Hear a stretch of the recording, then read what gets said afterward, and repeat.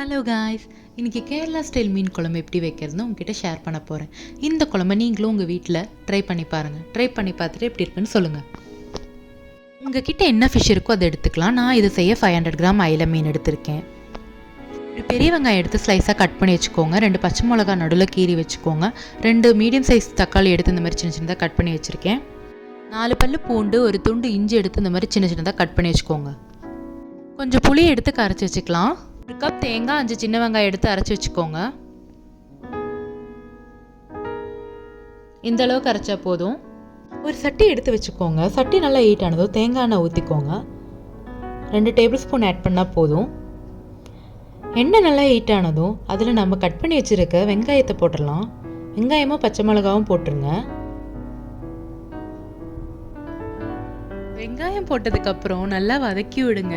அதுக்கப்புறம் பூண்டும் இஞ்சியும் கட் பண்ணி வச்சுருக்கிறத எடுத்து அதில் போடுங்க. பூண்டும் இஞ்சியும் போட்டதுக்கப்புறம் நல்லாவே வதக்கி விடுங்க. வெங்காயம் கொஞ்சம் கலர் சேஞ்ச் ஆகிற வரைக்குமே நம்ம வதக்கணும். வெங்காயம் நல்லாவே கலர் சேஞ்ச் ஆகி வந்திருக்கு. இந்த டைமில் நம்ம அதுக்கு தேவையான மசாலாலாம் ஆட் பண்ணிக்கலாம். நான் இங்கே 2 டீஸ்பூன் மிளகாத்தூள் போடுறேன். 1 டீஸ்பூன் மல்லித்தூள் போட்டுக்கோங்க.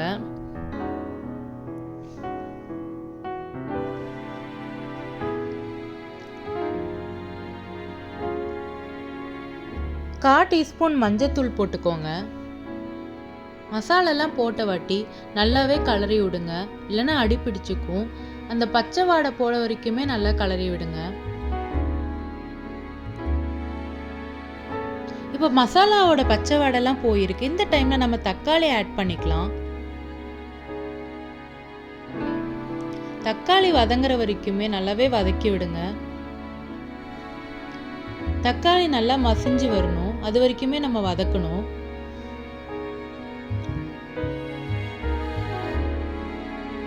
இப்போ தக்காளி நல்லாவே மசிஞ்சு வந்திருக்கு, உங்களுக்கே பார்த்தா தெரியும்.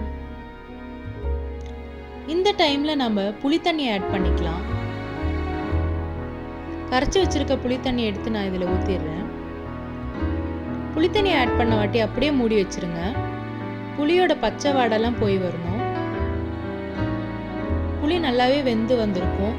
ஒரு 5 மினிட்ஸ் முன்னா போதும். இப்போ ஓப்பன் பண்ணி பார்க்கலாம். புளி நல்லாவே கொதிச்சு வந்திருக்கு.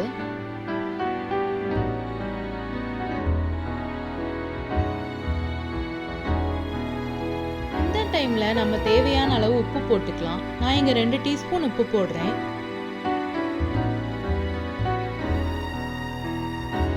வெங்காயமும் தேங்காயும் அரைச்சு வச்சிருந்தது நம்ம இதுல ஊத்திடலாம்.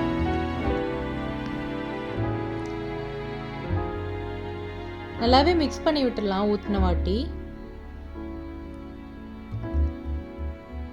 அடுத்தது தேவையான அளவு தண்ணி ஊத்திக்கோங்க. நான் இங்க 1 கிளாஸ் தண்ணி ஊத்துறேன்.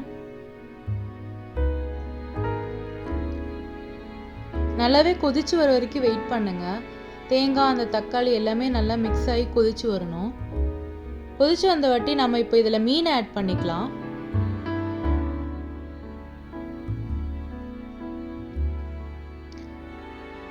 மூடி வச்சிருங்க. மீன் வேகிறதுக்கு ஒரு 5லேருந்து 6 நிமிஷம் போதும். நல்லாவே வெந்து வந்துடும். இப்போ ஓப்பன் பண்ணி பார்க்கலாம்.